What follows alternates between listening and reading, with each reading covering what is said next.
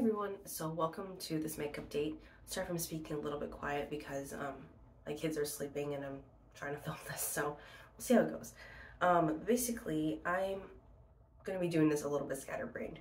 I feel like I'm in a really interesting place in my makeup collection right now where I just had like a ton of empties, which if you saw my out the door in 24, I had 25 makeup empties in like the first 6-7 weeks of the month, or of the year. Wow. 6-7 weeks of the year. And so I'm in a really interesting point in my makeup collection where I'm just trying to pull things in and see how things work, and I think that's why I feel a little bit scatterbrained. So, but we're still going to do kind of typical things where I do my ins and my outs and then kind of talk about some thoughts that I've been having lately. And yeah, I think I have a few interesting experiments that I did during this past week, so just wanted to kind of mention them just for the sake of documenting them for myself more than anything else. So the first thing is I do have a few exciting outs. If you saw my recent shorts, I did end up frankening the last bit of an old of a lip gloss that I was trying to use up, and I ended up frankening it with my Buxom lip gloss, which I love this shade, but I really didn't love that it didn't have shimmer. I do like a tiny little bit of shimmer in my lip products. I think that it just kind of adds a touch of something kind of nice. And so yeah, I ended up mixing it and ended up emptying out my Buxom lip gloss, and that's that. So this is a beautiful packaging, but I found that the applicator was a little bit small. So, but yeah, honestly, I really loved my time with this, and I'm glad that it kind of lives on in like another lip gloss too. I did finish up a sample of the MAC lip conditioner. I do love the MAC lip conditioner a lot and actually plan on buying a full-size one this year. I would say it's like the OG of like the lip balm butter thing trend that's kind of going on. Like MAC lip conditioner has been around for a long time. And I've gotten multiple samples of this, and I think I'm just ready to bite the bullet. So I don't really have anything in my collection right now that's like a good lip mask type thing, and I just feel like I'm trying to like gravitate towards that. So I'm starting to gravitate towards that at night. A clear lip gloss doesn't cut it. Aquaphor and Vaseline, which I have around the house, doesn't cut it. I think I'm just looking for something like more substantial. So I'm hoping that maybe that will be nice. So I'll let you guys know when I end up purchasing that. I did finish my Franken lipstick that was my Partners in Cream, which I'll update in about a week or two. And yeah, so this one doesn't click up anymore. This was a nice color. It's very balmy. Let's see if I can get anything out of it. A few other swatches on here. Just a tiny bit on there. You see, very glossy, very balmy, and I used it both on my lips and on my cheeks and was able to use it up that way. It actually brought in another Franken lipstick, probably I think the last one that I have from the set that I did. And this one is actually almost done as well. This is all that's left in there. And this one, oh gosh, I just broke it. This one's not as balmy. Let's see if I can shove it back in. Wow, you guys gotta catch me live dealing with these. There we go. Shoved it back in there. So I guess I'll use that up for what I can. But yeah, this one's not as balmy as this one up here, and is a little bit more of like a red tone, I think. So, but I'll use it again on my cheeks and my lips, and then see how much I can use up. But yeah, the formulas that I end up making oftentimes in my Franken makeup is pretty soft, and so that's why like tubes like this are really nice, because it just takes the shape of the tube. It doesn't rely on like the traditional bullet. So anyways, so you gotta see me troubleshooting live, and those are the two, one that I used up and one that I'm gonna finish up in probably this week. Another, I guess not really an out, but I guess out in terms of the box. So I ran out of my body wash. I was trying to figure out my face wash. So I was out of like a traditional liquid face wash and body wash, which is really weird to me. I'm trying to experiment more with like powder face washes, which I really enjoy, but isn't quite cut it on the body. So then I remember that I actually had this lying around from, oh gosh, a few years ago. It's a Neutrogena, the transparent facial bar. Like, who is doing facial bars anymore? Or like even like body, like I'm just not one to use like soap bars really. And so my husband does, but I don't, the few times that I tried to use it, like it just like wasn't my thing. But I'm gonna see if I can get back into it for the sake of using some things up, and then kind of figure out from there what I want to do. I feel like liquid soaps are nice, but there's a lot of water in there, and that's what you're paying for. And so I feel like if I can do some sort of like powder version, or just find a really, really nice like bar product, then maybe I'm going in that direction now. Maybe that's just the phase I'm in. So yeah, so I'm just trying to use this both actually on my body and on my face. And something else that recently happened was that I hit pan on my brush and sponge cleanser from Sephora. This one smells really nice, but I'm just so surprised I already hit pan. Like, can you see that? It's pretty substantial too.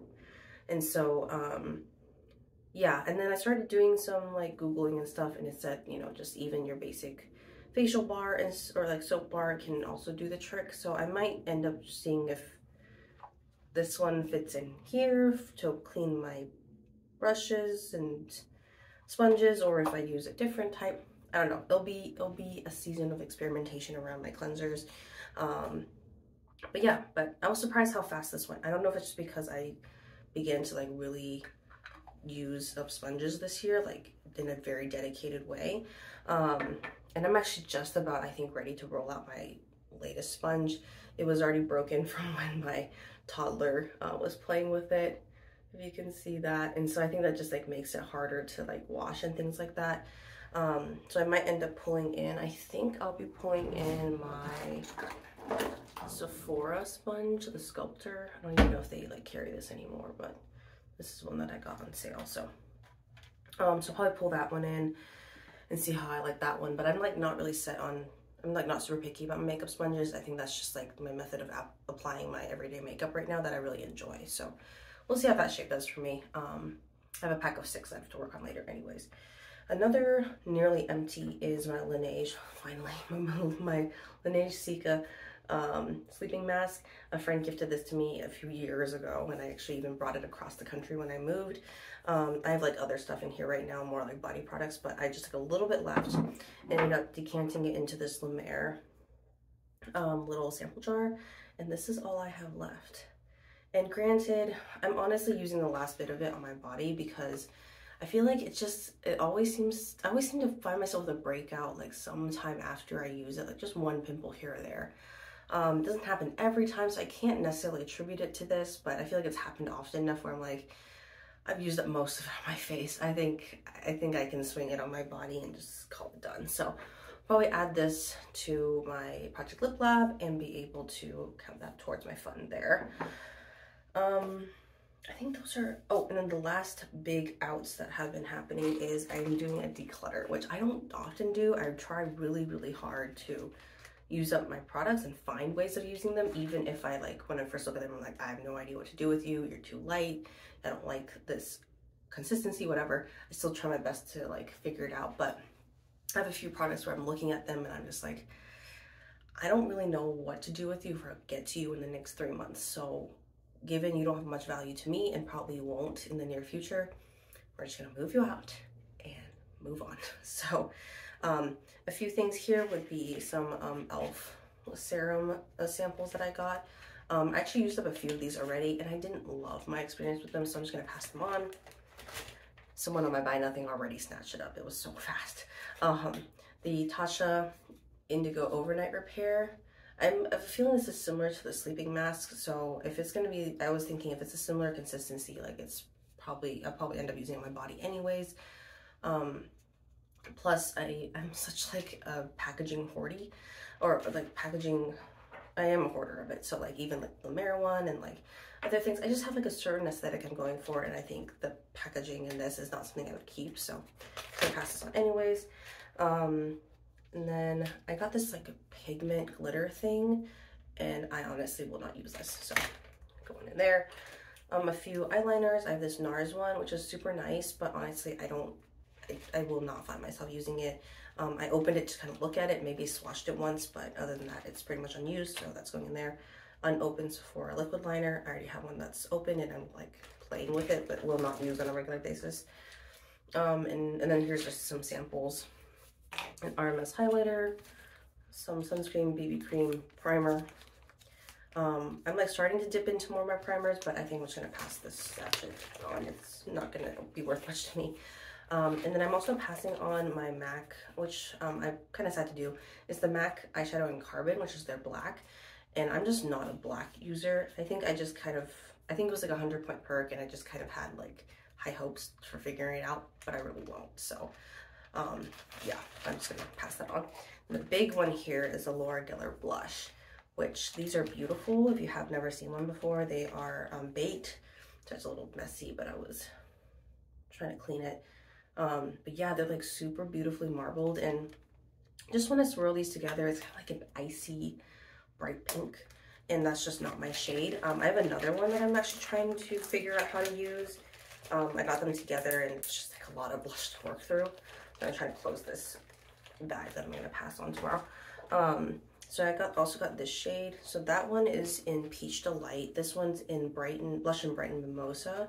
And this is also like gold packaging, so it must have come from like a holiday set. I got them used. And this one, this marbling is even more impressive. It's so beautiful. But let me swatch it for you.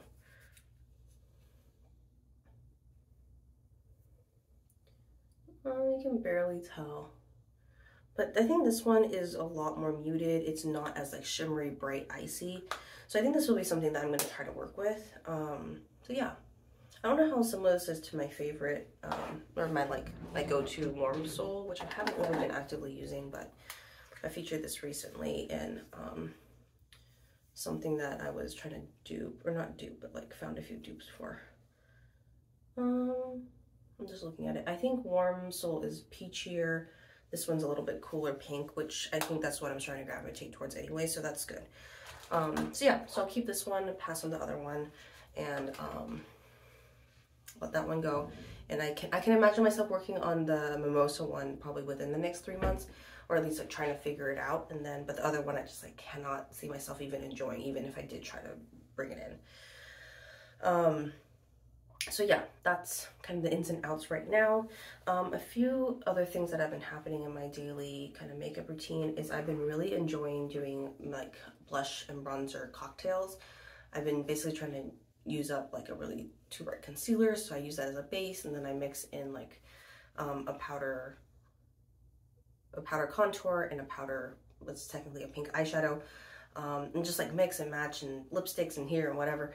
And I really found out that the best like thing to make it more emollient so that I can actually apply it to my face is actually a silicone based primer. So I really enjoy the e.l.f. Poreless Putty Primer. I just have like a sample jar size mini here. And I think I'm honestly liking this more and more. I use it like both on its own and as a mix-in. So I don't know, this might end up being a future purchase too. Primers have a weird spot in my collection. I have a lot of them and I don't really know how to use them. But this one's starting to, I think, win me over more and more.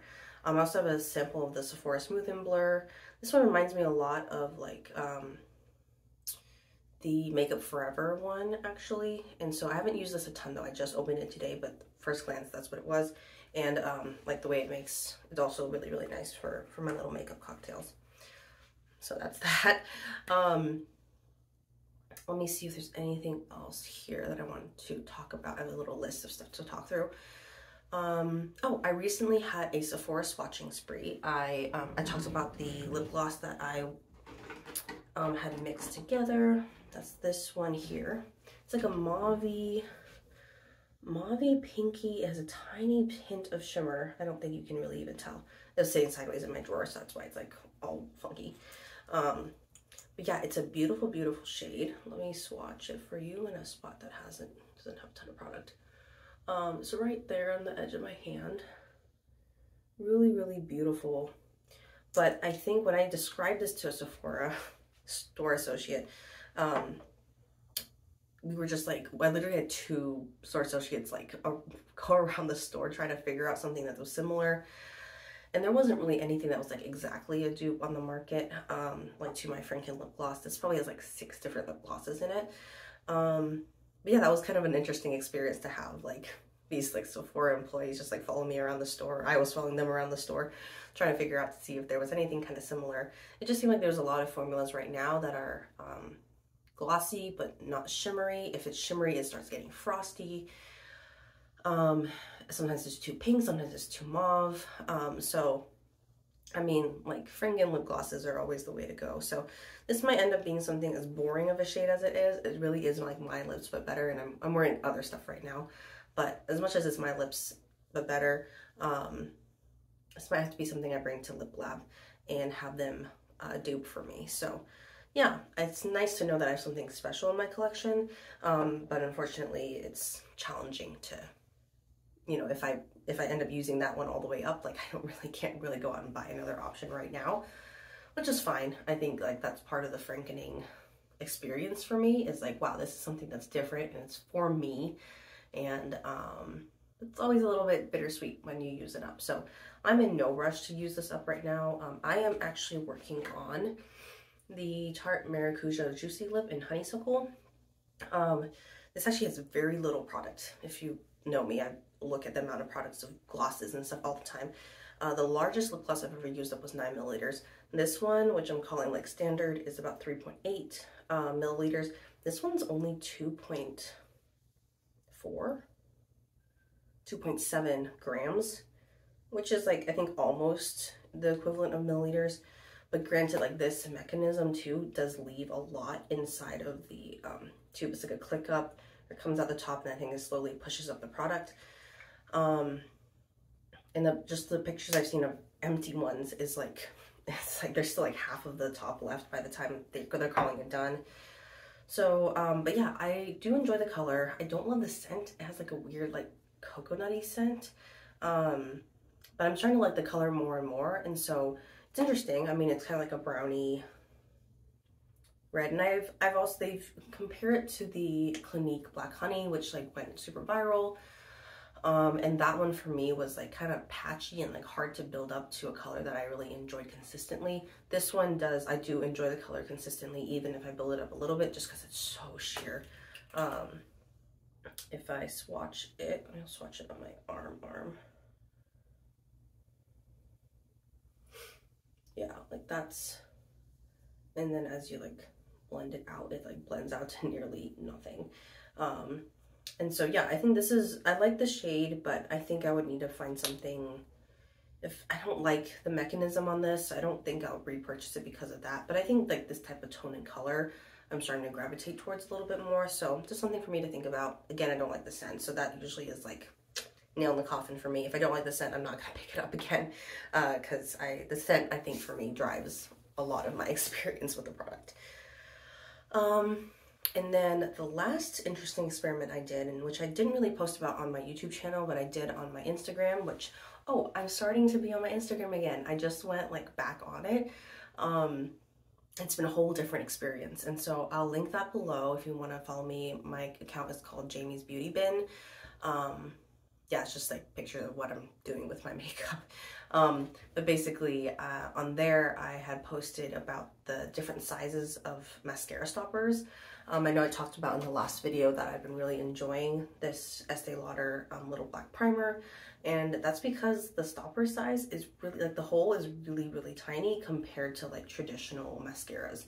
I know this is a lash primer, so maybe that's why. It also has like kind of a thinner wand. So I feel like that's what I'm going to start looking for in mascaras, is like smaller stoppers, smaller wands. Maybe that'll be something I enjoy more. Another crazy idea I have is just like, I'll just take the stopper out and like go in with a glue gun and just like make it smaller manually. And I don't know, just like crazy experiment ideas that I'm already planning for my future mascaras. So we'll see how long that little black primer will stay with me. It seems already to be a little bit drier of a formula, but I'll figure it out eventually. So yeah, I think that's kind of where I'm at with my makeup collection. Again, sorry if it was kind of all over the place, rambly, scattered brain. That's totally just my mind space right now. But I think I just want to kind of go through these thoughts as much as they're not super organized, because that's just the reality of where I'm at with my makeup collection. So, so yeah, hope you were kind of able to follow along, but regardless, I hope you enjoyed the time with me that you had, and I'm really grateful that you watched. If you did watch this far, I'm really, really grateful that you took the time to do so. So see you in the next video. Thanks so much. Bye-bye.